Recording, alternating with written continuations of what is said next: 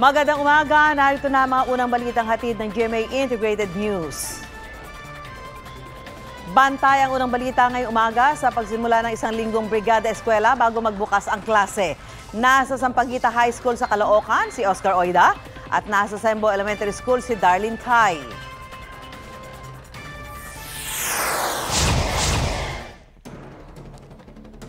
Patuloy pa rin ang search and rescue operation sa mga apektado ng wildfire sa Hawaii.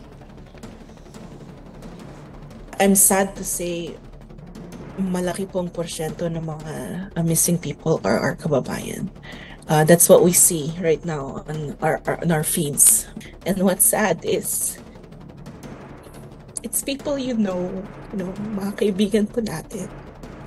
Kaibigan, kamag-anak. Kasi we're such a small community on Maui.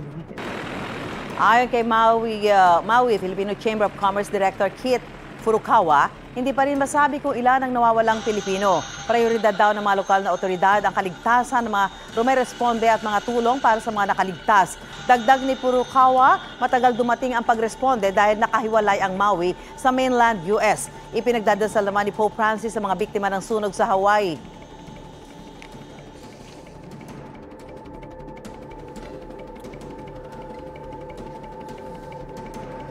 Igan, mauna ka sa mga balita. Mag-subscribe sa GMA Integrated News sa YouTube. Sa mga kapuso abroad, subaybayan nyo kami sa GMA Pinoy TV at sa www.gmanews.tv.